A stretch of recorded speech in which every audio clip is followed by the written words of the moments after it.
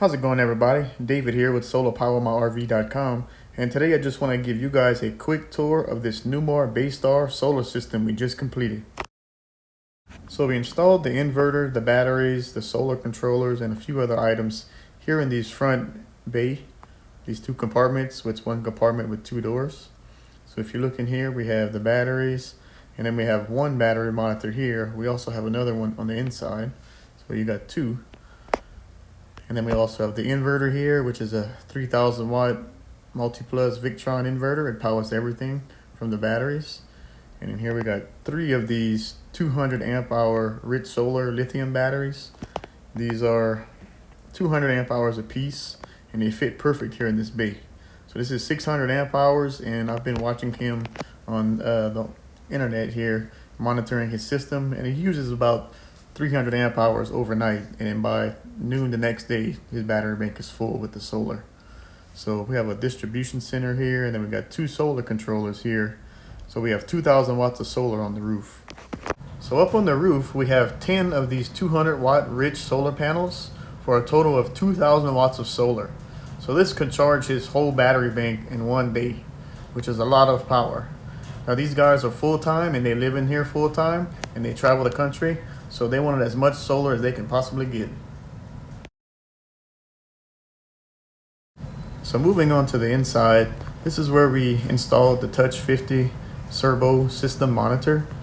Now this monitor is going to tell you everything that's going on with your system, and you can also get it on the internet so you can monitor it online. So to tell you your solar power, your AC, your DC loads, your battery information. And if you look at the menu here, you can get even more detailed information about each part of your system. So you can see more information about the inverter.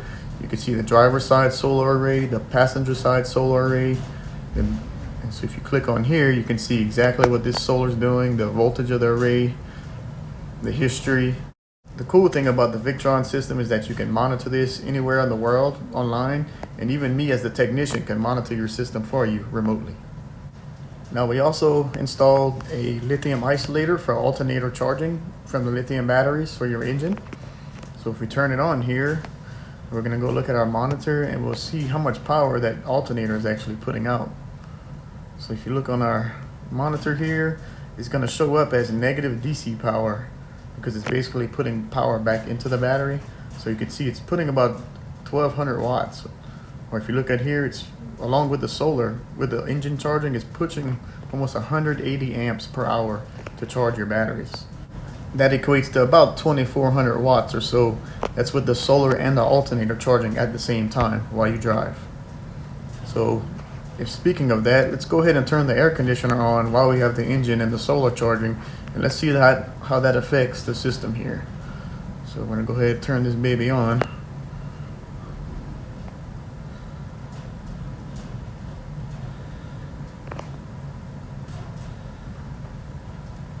So looking at our monitor here, you can see the fan kicked on as the AC load. So you can see the air conditioner fan is on. And as soon as the compressor kicks on, you see the wattage spike up here. So this is with the AC on. So it's pulling about 1400 watts just by itself, just the air conditioner. So if you look here, we got the solar offsetting it, DC power offsetting it.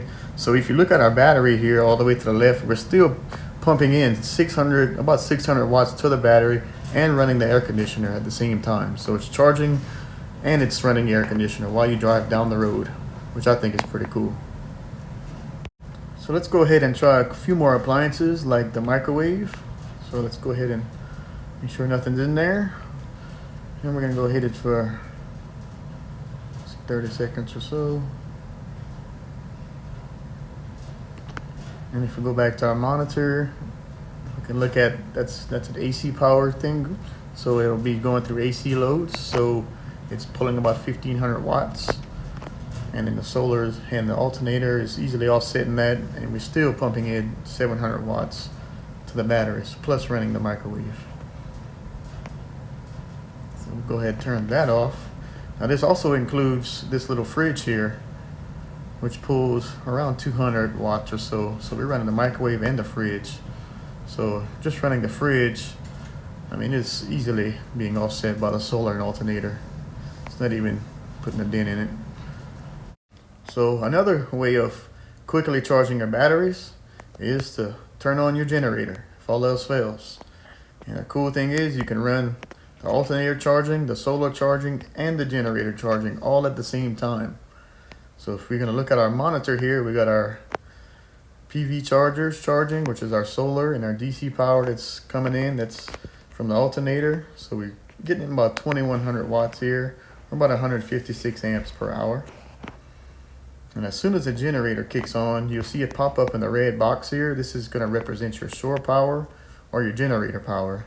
Now it's going to take about 30 seconds or so before this inverter kicks on. Now once your generator's on or you're in shore power, it could be either one, you'll see your shore power pop up, and you can see the inverter goes into bulk charging mode, which means it's charging as much as it can up to its limitations. And you can see now we're pulling about 2000 watts from the shore, about 700 from the alternator, 1400 from the solar, for a total of about 3700 watts, and that's still running the fridge. So this thing is pumping about 270 amps per hour into your battery. Are you ready to escape the campgrounds for good? Go to our website and fill out a free quote form to get a custom estimate for your RV today. We're located in Denver, Colorado, and do year-round solar installations.